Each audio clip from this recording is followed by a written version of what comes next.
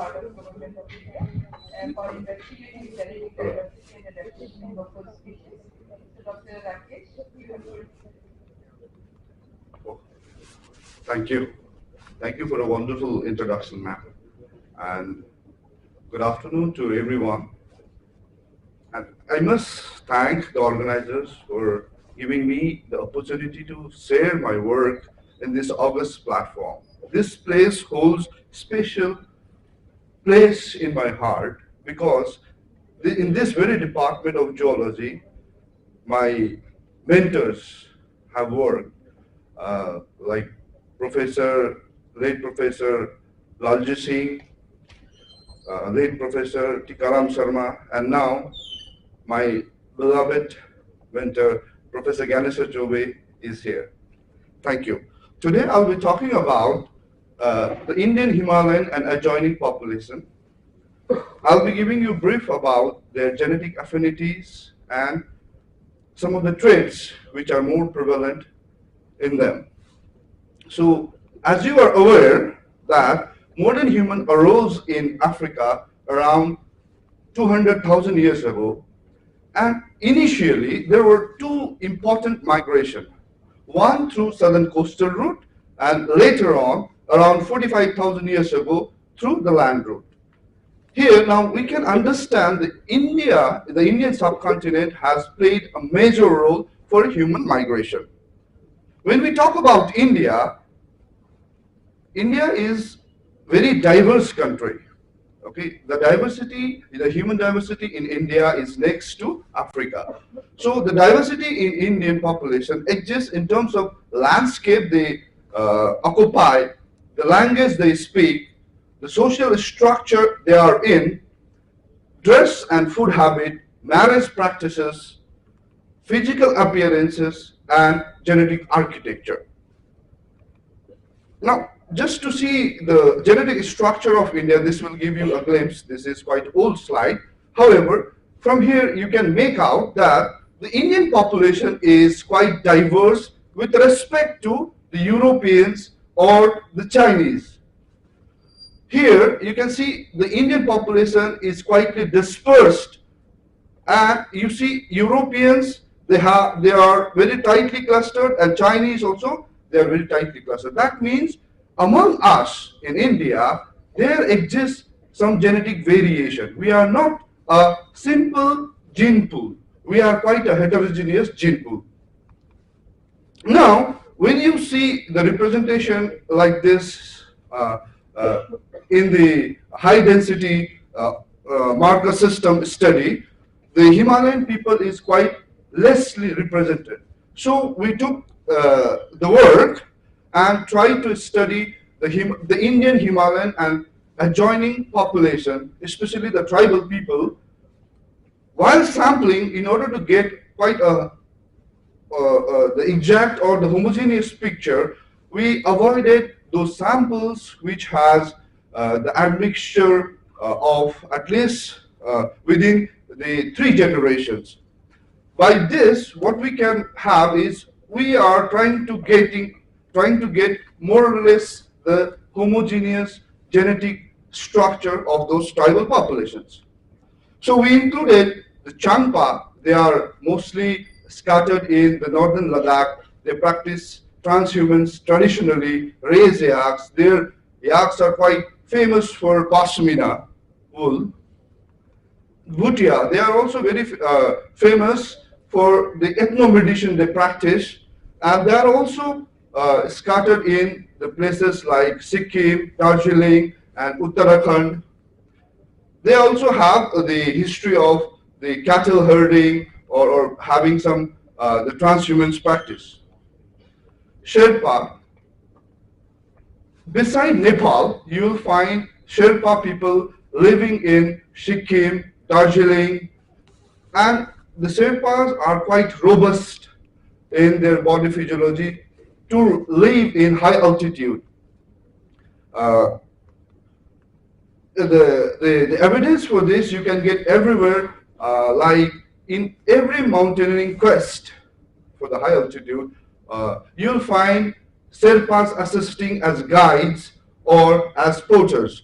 they are very robust. And Sir Tenzing Norgay Sherpa, actually, he along with Edmund Hillary, as you all know, was the first pair to conquest Mount Everest.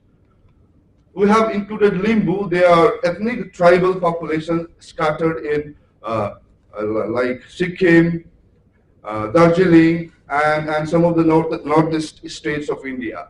Lepcha. Lepcha are aboriginal tribe of Darjeeling, Sikkim regions. They claim that, okay, and they say that their ancestor originated in the slopes of Kanchenjunga. Tamang also, they are also scattered around Sikkim, Darjeeling, and some of the northern states of India. Nishi, the tribe from Arunachal Pradesh, Mijo from Mizoram, and Nagas from Nagaland. Nagas actually they have got very, I mean, like many clans in them, and in conglomeration we generally term them as Naga. Simple word, but there are so many bifurcation in their group, like Ao, Sema, like that. So we try to understand their genetic affinity using three marker system. One is mitochondrial DNA, another one is Y chromosome, and the third one is high density autosomal SNPs. So when we looked into the ancestry of the Indian Himalayan population, paternally, we noticed that the overwhelming representation of your East Asian lineages in form of O3, haplogroup O3, and the another one is like the East Asian signature like D1, D2, D3. And when we analyze comparatively based upon the haplogroup frequency of the Y chromosome, the whole among the Eurasian population, what we found is like this Indian Himalayan population, or paternally, they are closely related to East and Southeast Asian groups. They are quite far placed from your mainland Indian groups. Using mitochondrial DNA variation, when we dissected them into different lineages, we found overwhelming presentation of your East and Southeast Asian, especially the East Asian haplogroup was quite predominant. And when we looked comparatively, we found that the trans-Himalayan people or the Indian Himalayan groups, they are more closely related to East Asia. And later on, when we applied the high-density marker system to understand their genetic affinity, we found the similar trend in the autosomal SNP also. Like the Himalayan people, they are closely related with East and Southeast Asians. So the genetic distance also, when we calculated the genetic distance in terms of FST, we found that the Himalayan groups, they are more, I mean, or lesserly distantly related to the East Asian. They have close affinity with these groups. So the haplotype sharing also you'll find mostly shared with the East Asians and some Central Asian groups.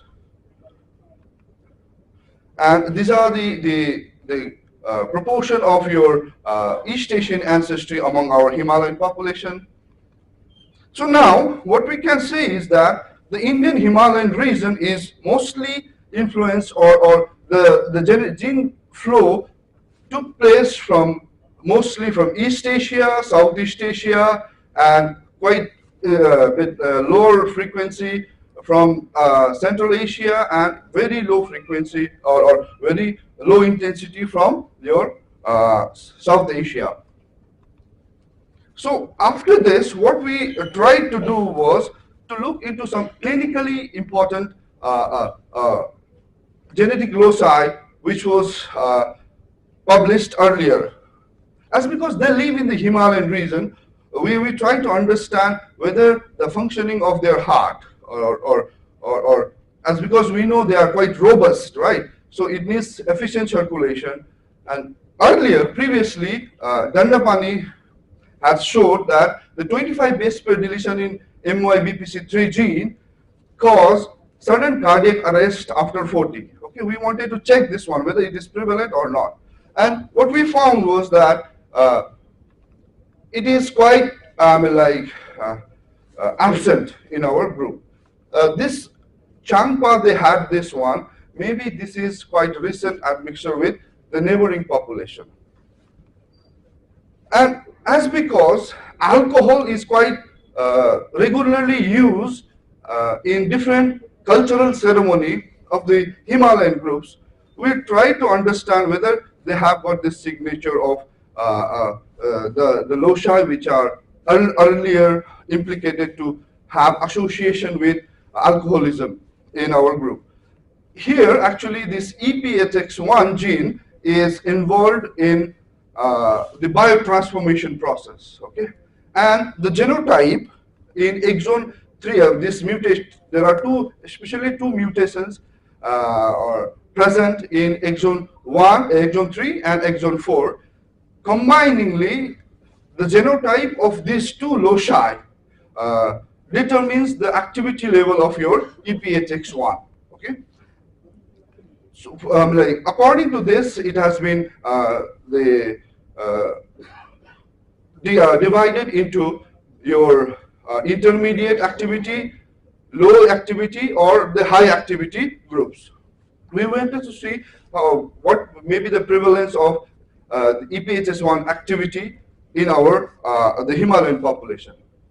What we found is that when we took GIH or the Gujaratis as the reference Indian population, what we found is that yes, the Hardy-Weinberg equilibrium was quite shifted, okay, and with the reference also it was shifted, okay. But here in exon 4, it was quite lesserly.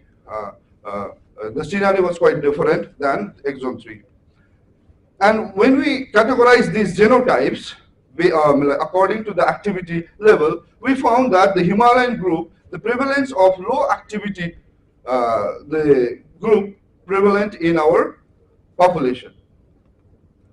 And later we thought that let us dissect them in different linguistic groups, because in India, genes and language goes hand in hand, except for few of those populations which have experienced recent language changes. So what we found is that the low activity level EPHX1 is more prominent in the Himalayan group, and the higher activity level was also very lesser in the Himalayan group as compared to the other linguistic groups like Austroasiatics, Dravidian, and Tibeto-Burman groups, Indo-European groups. Sorry. So now we try to understand the distribution of these activity levels in Indian population. What we found was that the high activity level of EPHX1 was prevalent in southern India, and intermediate activity was prominent in central and western India, and lower or the low activity level was present in east and northeast Indians. Now these are the organ system affected by the low activity of EPHX1 gene. Now later on, as Irina must be familiar to this, that's because these Himalayan groups, they have the history of cattle herding, okay, and this cattle herding has a very prominent effect or the signature in lactose persistence among the population. You'll find that this 100 BP enhancer region located upstream of 14 kb upstream of lactase gene is responsible for this trait. So now we try to understand whether our Himalayan group have this variation or not. This trait actually, to add into it, this trait arose independently in different places. Like you'll find this mutation in Europe and India, and this one in Africa and this one in Tibet, okay, Tibetan Plateau. When we looked at our sample, we found the prevalence of these three Tibetan specific mutations in our group. This is the one, okay, and the other, like this, the Indo-European group from India and Dravidians were not having any signature of it. Austroasiatic had this one, okay, which was responsible for lactose persistence in Chinese actually. That means we share some of the genetic affinity with the East Asians, and we have quite far away or distantly placed genetically from the mainland Indians. So as this is the replication of your study. So this is very prominent here. We also got the same result. And for the Tibetan specific lactose persistence loci, we found prevalence here in the Himalayan, Indian Himalayan belt. This one, this intensity, the color intensity here is because of the Tibetan population which we have collected from Mysore. Now, summarizing our work, which I presented here, the paternal and maternal ancestry study reveal that the Indian Himalayan groups are more closely related to East and Southeast Asians, and high density autosomal SNP revealed that they have got prominent East Asian signature. That means they have got quite unique gene pool as compared to the mainland Indians. We found low activity associated genotype in HAPs, Himalayan and adjoining populations, and Himalayan and adjoining populations share their LP allele with Tibetans. And this is our group. This work was mainly done by Saptaparni and Divya. And thank you for I should thank my collaborators all over the world. Okay, thank you very much for your pleasant hearing. Please take two questions. We are very short on time. Very interesting data. Quick question. I mean, like your Tibetan population is a Each person should ask only one question. You had your Khasi population had the lowest East Asian. Yes. How do the Khasis compare to the Himalayan populations that you saw? Because because they were from Meghalaya, we included some of the population from the Meghalaya also. So in order to have some contrast to see whether, if you can see here clearly, you will find most of the our population which we have included are Tibeto-Burmans. So in order just to have the comparative knowledge whether this or to recheck our findings, we have included that one. Yes. So nice to see that plastic data. Thank you. My question is actually different though. Are you thinking about looking at any indicators of introgression around the high altitude areas? Actually, we have, in our 2018 paper, we have done that one. We have got some of the signature in Sherpa and some other population, not in all the populations. Very interesting one. Thank you. May I have one? Just a comment. Okay, but let it be very, very quick. Just very quick. Yes, please, sir. Dr. Tamang is a very interesting paper. And do you believe that there is a back migration from the Southeast Asia into through the northeastern corridor, because East Asian countries you have find some kind of affinity? So I don't know if it can validate, but still I feel that a kind of back migration can be possible. And another thing is just a point: did you score for the hypoxia in the Himalayan? Yeah, we have done that one, which I didn't show here. Yeah, the loci responsible for high altitude adaptation is quite similar with the Tibetans. In Sherpa, you'll find prominent signatures in Sherpa. And about your the question about the migration, what I think is like this Indian Himalayan region is been populated by the one coming from Southeast Asia Okay, this wave, the one which is a major wave actually, which we consider. From there, one group went through, reached this one, Himalayan belt,